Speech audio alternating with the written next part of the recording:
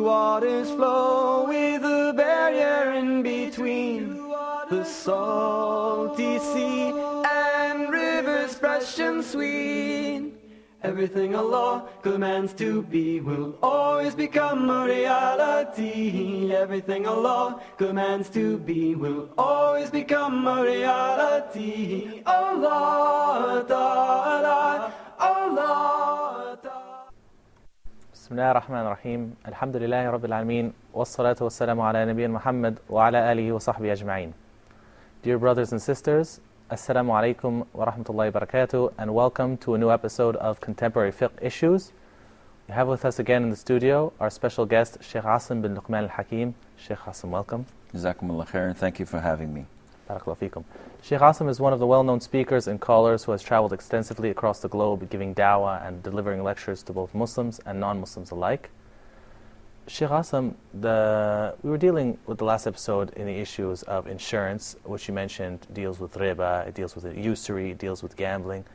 There's another modern day phenomenon that Muslims unfortunately have become involved in, and that didn't necessarily exist in its exact form in the time of the Prophet ﷺ, and that is the phenomenon of credit cards. But before we get into that, we'd like to just go over briefly the issue of borrowing. What's the ruling of borrowing in Islam, borrowing money?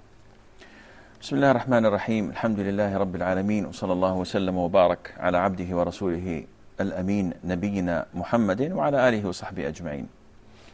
Borrowing in Islam, generally speaking, is permissible. Not like a lot of the Muslims may think that it is something that we should avoid and it's not permissible, it's not recommended. Well, generally speaking, it is permissible, simply because the Prophet did it, alayhi salatu wasalam, and he borrowed, sallallahu alayhi wasallam, and he died with his shield being as a guarantee with a Jew when the Prophet took in exchange of it some form of barley or food. So borrowing, generally speaking, is permissible. However, it can be mandatory. If you want to protect yourself, defend yourself, or to have a treatment that cannot be possible without money, and you have to borrow. So then borrowing here becomes mandatory. It can be forbidden when you borrow to buy something that is haram, or to use it in haram. It can be recommended when you want to uplift your situation by trading, by engaging in transactions, and you don't have the capital for it, but this is something that is, inshallah, will generate money for you and for the welfare of your family, and it can be not recommended makruh if it is used for extravagant and just for showing off and boasting among your peers. So it depends here and there. Unfortunately, nowadays the Muslims have indulged in borrowing blindly, and they have more what they can chew. They just borrow for their houses, for the cars, for their travels, and end up at the end of the year with debts and complex interest, which is riba. And Allah Azza wa Jal made riba one of the most major sins in Islam, which is usury, which is paying interests for loans and etc. Therefore, and this is quite widely spread in lots of countries where they have mortgages. They insist on buying a house by mortgage, and they end up paying interest and being involved in riba, and this is definitely something that is not permissible in Islam. Barakallahu feekum, Sheikh. So then you discuss with us the issue of borrowing and how in general borrowing is allowed. You can borrow from people as long as you're going to pay back, and you're not paying back, I assume, more than what you borrowed. So where do credit cards fall in this? What is a credit card exactly? Well, a credit card is just a plastic magnetic card, usually, or a metal card that is issued from an institution, a financial institution, which is usually a bank, and it is being issued either for free or for an annual fee, and it gives the right to the card holder, and this right is given to him by this institution to borrow to a particular limit, a ceiling, where he can buy things or lease things without being compelled to pay it instantly. He has what is known as the grace period, and afterwards he has to pay interest if he does not pay it back within this grace period. Which is explicitly haram. Which is definitely haram, because any kind of loan that draws interest is considered to be forbidden in Islam. Okay, so you mentioned, barakallahu feekum, that credit card is it's a piece of plastic, a magnetic piece of plastic. But there's other types of cards around. We have debit cards and so on, and gift cards. Are these also all haram? Well, usually the banks issue a different number of cards. So we have the credit cards, the conventional credit cards, Visa, MasterCard, Diners Club, American Express, etc. And then you have something that is known as debit cards. And they are different than credit cards because they don't actually lend you money. They hold your money, and then whenever you purchase something, they take it from what they have held for you. So basically, instead of running around with all this cash in your pocket, you just hold one card, and if you lose it, you don't actually lose the money, you just lose the card itself. Yeah. Yes, this is and this is the most safe card available, because you're not borrowing. So whatever fees they charge you, it's not something they are charging to lend you money. It is a service fee, which is halal. For the cost of having a bank or having the machine and all this and the maintenance of the machine. Yes, this is true.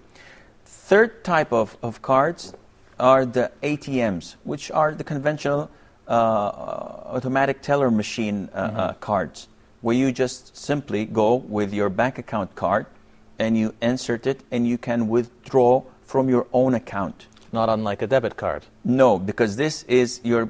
Well, it's similar in a sense, but in debit card, the bank has all the right to block this amount of, let's say, $5,000, which you've charged your debit card with. So my debit card is good for $5,000. Once the $5,000 are over, then that is it. It's blocked. While in the ATM, it depends how much money I have in my actual bank account. Okay. So I may have $100,000. I wish I do. And I may have only $500. So in either case, I cannot do anything except with what is actually there. Okay, and this would be legitimate, assuming obviously your bank account doesn't have interest in itself. So yes. You're just storing your money there because of necessity. You want to keep your money safe from fire, from theft. So you're storing your money in the bank, and this card is just facilitating access to that money. That's true. And there's a fourth type of credit cards, and that is what is known as the Islamic credit cards. And we may have to go and elaborate a bit on that later on. We might have to put the quotation marks too for some of them. Yes. Okay, but now how does somebody go around going back to credit cards, how does somebody go and get a credit card? Don't they have to agree to a certain terms or a contract? How does one do this? There are two types of credit cards. One that is awarded to you free the minute you reach a certain ceiling in your bank account. So if you exceed this, they give you as a complimentary gift a credit card without any fees. And the other one is just to simply go and apply for one from a bank. And you have to fill up a big form with lots of fine print into it, and you sign it as a form of agreement. And unfortunately, this agreement is stating that you allow the bank to charge you interest rates, which is riba, if you pass the grace period, which is 40 or 45 days. So if you don't if you don't pay back, they're going to charge you interest, whether it's 4% or 7% or whatever percent there is. And of course, this is not permissible in Islam, and whoever agrees on this would be agreeing on paying riba. So even if somebody, let's say somebody's very careful, they're always going to pay on time, or they won't even use the card unless they actually have the money in their pocket so they can pay it right away, just the agreement in itself is not permissible for the Muslim to... You're agreeing on a sin. So it's like someone says, listen, if you don't pay on time, I'm going to chop your right hand first. I say, yeah, I have no problem, and I sign it, and I know that I'm going to pay it on time. Some scholars say no, say yes, if you know for sure, or you charge your credit card ahead of time, so that whenever you purchase something, they're going to take it off what you've charged earlier. Some scholars say that this is permissible. But unfortunately, being practical, nobody does this. So it seems kind of redundant to ask, though, but seeing how the contract itself to get a credit card is impermissible from the major opinion, or from what we see as the more correct opinion, then are credit cards permissible? If with the following criteria, no, they're not. But if they follow these two conditions, which is you cannot issue a credit card that is uncovered, and it's not permissible for you to deal with unless the bank would not take any extra percentage, whether you're late or not. If this is the case, then this is permissible. Secondly, it must not be charged from you as a customer a great amount of money for issuing this card. Because again, this is a credit card. You're borrowing. So if we have this in Saudi Arabia, we have banks like Al-Rajhi Bank, for example, Al-Bilad Bank. They issue credit cards and they give you a grace period, but if you don't pay in this period, they block the card. Okay, so they stop you basically from using it until you've paid them back. Yes, but they don't charge you one extra penny over what you have borrowed from them. MashaAllah. This is completely legitimate. Now, the second condition is that when you get these cards, they usually give or take from you an annual fee. This annual fee should be realistic in the sense that... Cover the expenses. Yes. So if they tell you that I'll give you a platinum card for $200 a year, and a golden card for $150, and a silver card for $100, why is the difference? They should be the same, because it's the same paperwork. So the difference means that, no, they're charging you more because of the ceiling, and the amount you're allowed to borrow is different. Barakallahu feekum, Shaykh. Inshallah, we'll continue on this discussion, but right after we go to the break. Assalamu alaikum wa rahmatullahi wa barakatuh. Allah Ta'ala, Allah Ta'ala, Allah Ta'ala.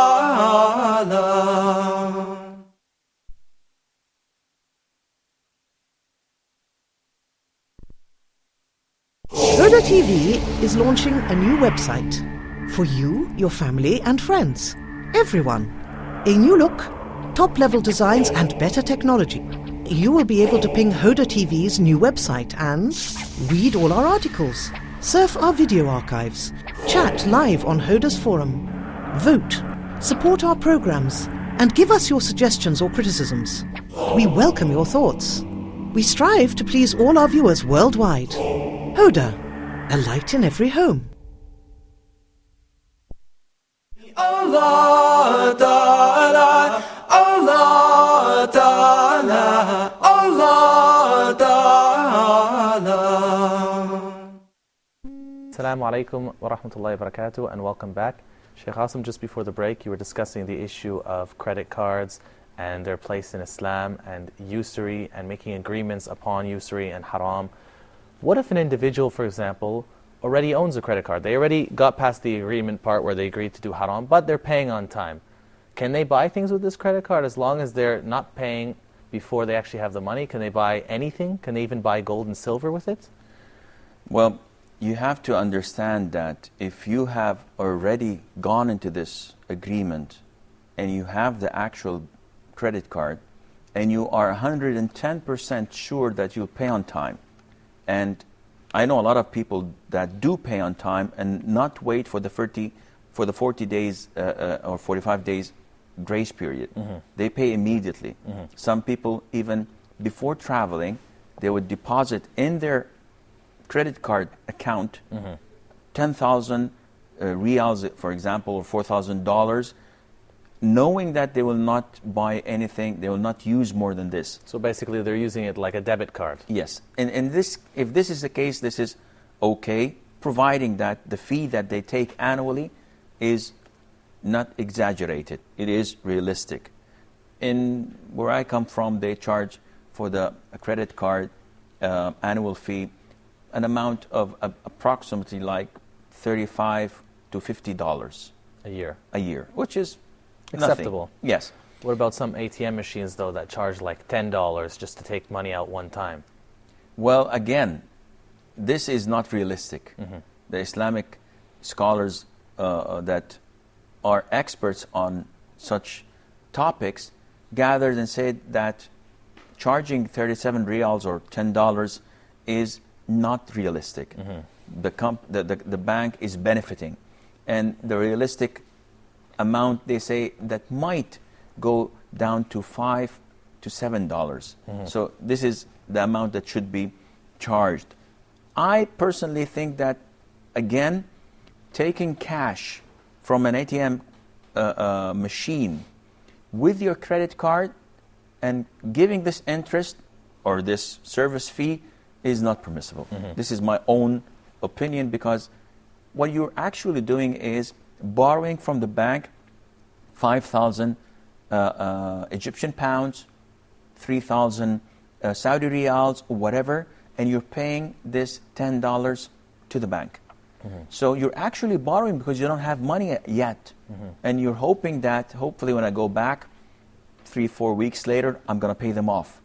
So the money, the service charge that you've paid is for the money they lent you. And I feel that this is not a safe thing to do, and one should not do this. Going back to your question, can a person buy anything with credit cards, providing that it's halal? Yes, you can, but gold and silver is the exception. They are the exception. Why is that? Because it falls under the categories of riba. The Prophet said, alayhi salatu wasalam, that there are 6 types or 6 categories that can fall or can be the umbrella of riba transactions. Gold, silver, wheat, barley, salt, and dates. Things where the prices fluctuate. And these are the 6 items that the Prophet mentioned, alayhi regardless of the price. Scholars, when looking at them, they said that gold and silver is a category by itself because it's monetary. It's what people buy and sell things with. And the other 4 are things that are eaten or consumed and weighed at the same time. So riba goes in these 2 categories.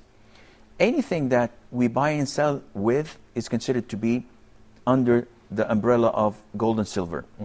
So dollars, euros, riyals are all considered to have the same concept. Because they're all basically paper representing gold and silver that should be in a deposit somewhere. This was the case 20 or 30 years ago. Now it's not. It's the value of the country that is producing this. So dollars now, they don't have any gold representing the dollar banknotes. So it's just they've been printing it and printing it. It's the value of the country and its economy. However, when I go to a shop and I buy a necklace for my wife, with my credit card, the necklace is gold. And one of the main important conditions in buying gold is that it should be in the same transaction place. So I give you the money, you give me the gold. It's not permissible that I tell you, okay, I like this bracelet, how much it's cost? You tell me it's $100. I said, okay, I bought it. I'll have it, I'll give it to you in a couple of hours. I'll just go and get my wallet. This is not permissible because it has to be in the same location. Could that be because the price of gold may change over time? So if you return the money after a week, the price of that gold is different, no? The justification is not mentioned in the hadith, but we know that it is one of the means that leads to riba. And that is why the Prophet ﷺ prevented it completely. So when I buy this necklace of gold with my credit card, I did not give the man his money on the spot. He has to wait 2, 3, maybe a week to get his money from the bank, and it may come and it may not come. Yes. So this transaction is not valid. Barakallahu feekum, ya Shaykh. So then what about some companies or banks or credit card companies that offer gifts? If you get a card, you get a gift provided you purchase their card and you use their card. Are these gifts permissible? I mean, we know that the Prophet ﷺ accepted gifts from Muslims and non-Muslims alike. Do you have to accept the gift even? Are you talking about credit cards as a gift, or as any gift that the bank gives for opening an account, for example? For opening the account, for using the credit card. Some credit cards, the more you use it, for example, they give you points like towards a free flight. Okay. They give you, let's say, a iPod or laptop. Okay. For the gifts that the bank gives over your usage of their credit card, this is permissible. Because they're not borrowing from you, you are borrowing from them. So it's forbidden for you to give them the interest, not the other way around. For example, if I give you $1,000 as a loan, and I give you on top of the $1,000 my card to use, this is permissible. There's nothing wrong in that. The other way around is forbidden. If I give you $1,000 as a loan, and you give me your card to use until you pay back the money. Rather, they demand it, for example. They say, you have to give me a gift. This is complete riba. So in the case of credit cards, whatever gifts the bank gives to you, it's halal. There's no harm in accepting it. But in the case of opening a bank account, it's different. Because once I open a bank account, I'm actually lending the bank $100,000, which is the amount. So whatever they give me, they're giving it to me on top of my loan to them, which would be considered usury. Riba, in other words, because they're benefiting from your money, they're lending it to other people, getting more money back, and they're giving you that gift as a little extra for lending them the money. Regardless whether they're benefiting or not, the minute they took it, it's a loan. They're not, whether they deposit it, they put it in a box, they utilize it, it's a loan. Because even if the bank was burnt to the ground, they will come and pay me the money. That is why it's not a deposit. They're not guardians of the money. Yes. They're actually, in effect, in Islamic point of view, they're actually being lent the money so that they have to pay it back no matter what. That's true. Barakallahu feekum, ya Shaykh.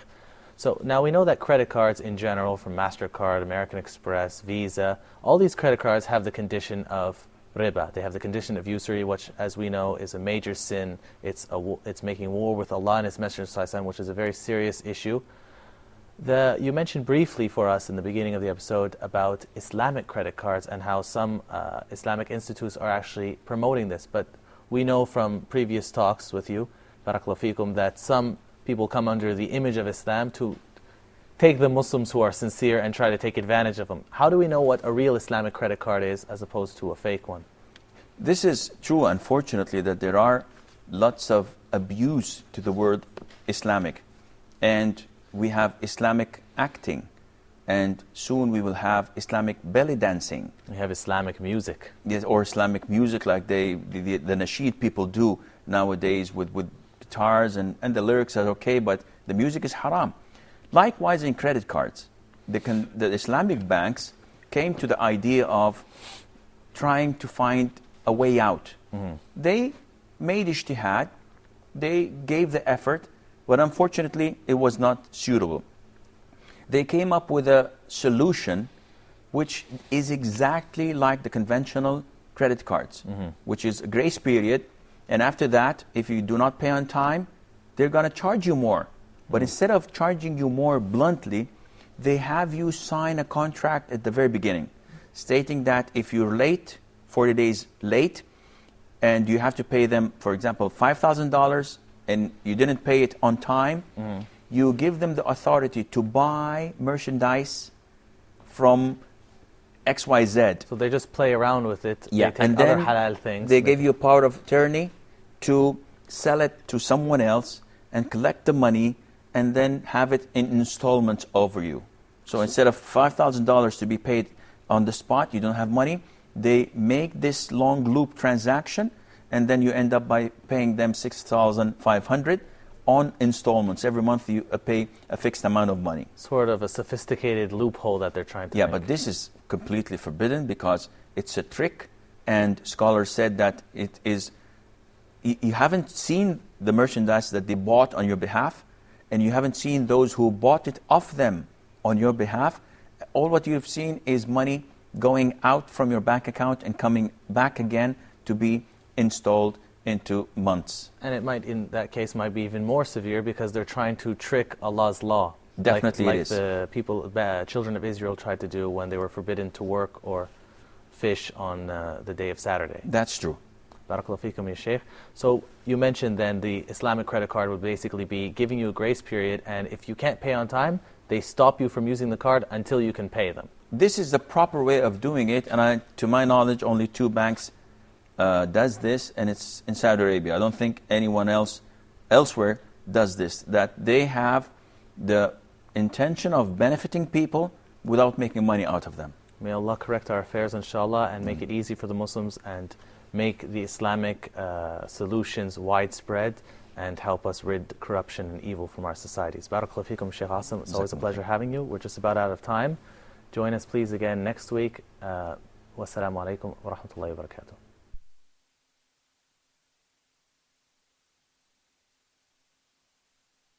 You can try to hold back the waves, but they will always wash upon your feet. 2 waters flow with a barrier in between, the salty sea and rivers fresh and sweet. Everything Allah commands to be will always become a reality. Everything Allah commands to be will always become a reality. Allah Ta'ala, Allah Ta'ala, Allah Ta'ala.